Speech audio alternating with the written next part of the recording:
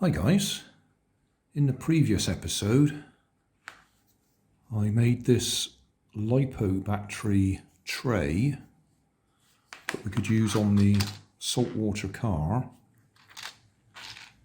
and it works absolutely fine.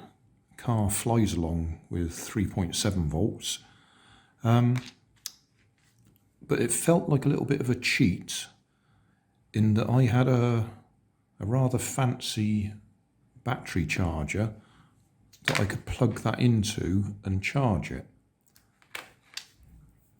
And not many people will have that particular type of charger. It's one designed for charging mobile phone batteries, and it's multi-purpose. You can adjust the position of the pins that make contact with the battery terminals. So I thought it'd be handy if I made something that would just take a standard LiPo battery plug, and then I can plug that into my standard LiPo battery charger. There are various different designs of plug. This is a JST plug, which is fairly common. It really depends what sort of charger you have available, and my charger takes them. So as a first attempt, I've made this little socket that will take this. So I'm then going to make a couple of little metal pins to go in there using the same bit of tin plate that I've been using for these contacts. And straight away there is an error, or a potential error, in that this one we can stick in.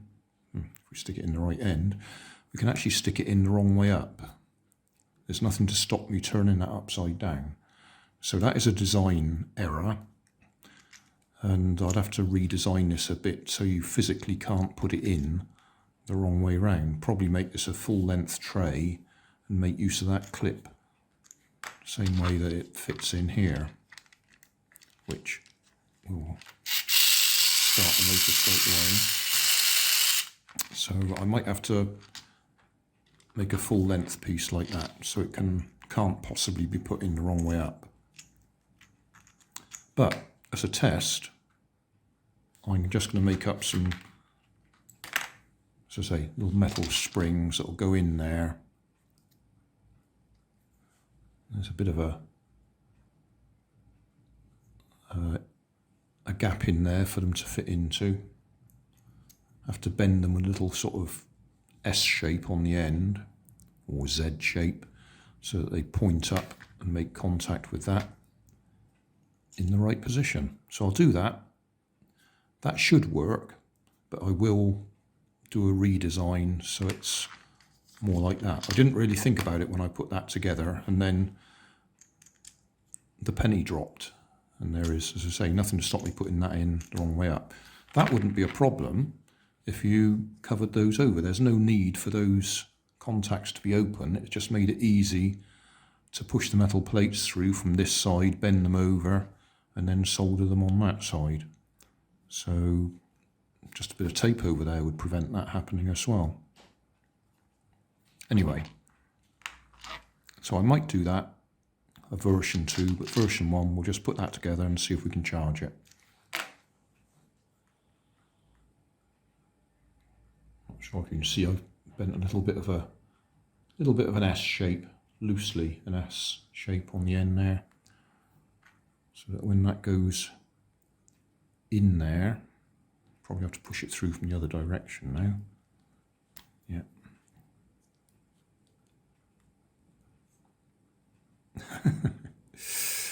Yeah, believe me, I will get it in there and then bend it to shape.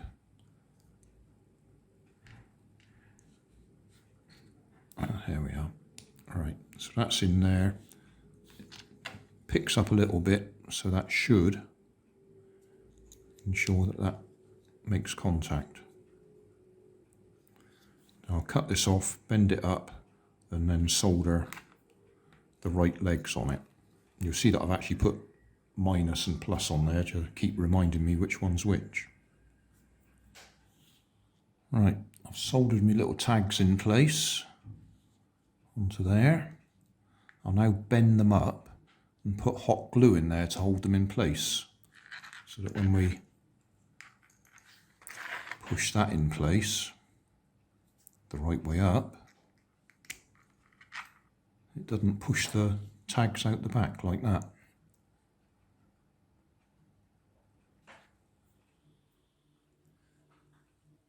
So, hot glue is dried.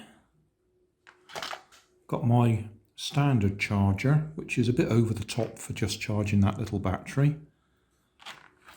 And as you can see, I have the JST plug on there, or socket. So that will go in there. Then that, making sure we get it the right way round. I don't know if you can see, but I put a plus and minus on there to make sure I got them the right way round. So it actually goes like that. So that's fully home. So we're set to 0.5 milliamp maximum current, 1S LiPo, which is one cell.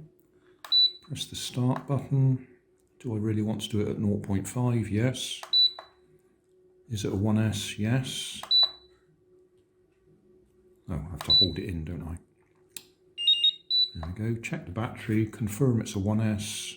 Start.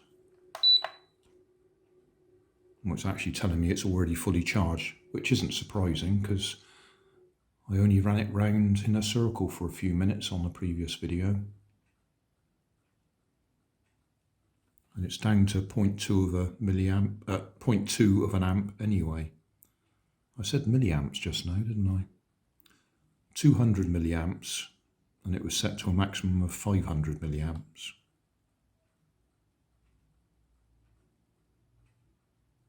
So that ought to stop fairly soon when it realises it's fully charged.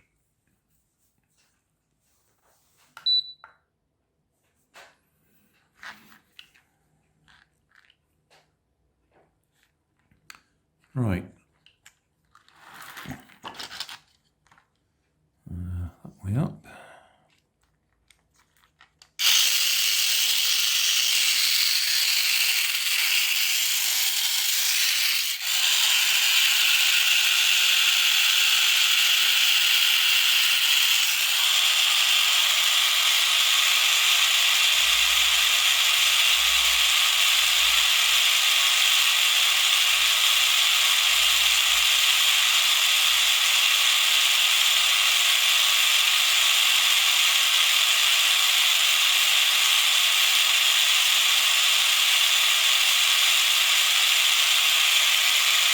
That's going to run for ages, isn't it? That'll do. Just occurred to me, I could also use this to discharge it. Just have a look, see what current.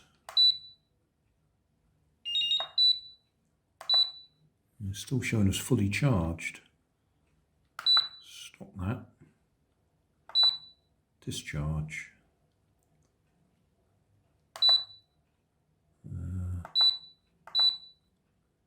Just discharge it at 2 milliamps, 200 milliamps.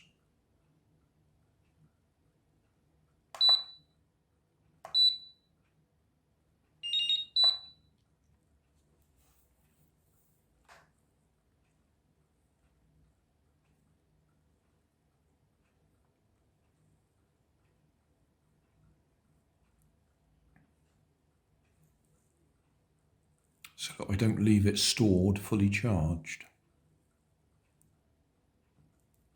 I selected 200 milliamps because that's what it's rated at, 200 milliamp hour on there. Just for the record, I would say I would never discharge a battery this far normally. Plus, the battery's actually got a protection circuit on it.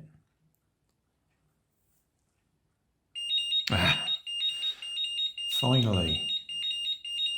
So it's set to 3 volts. Now we know.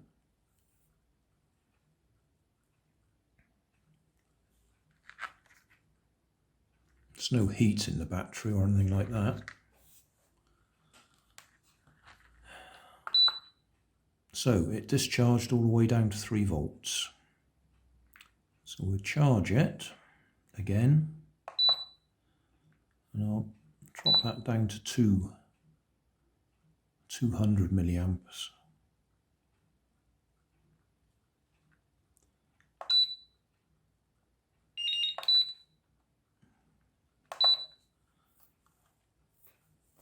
All right, we'll go back up again. Let's see how it does.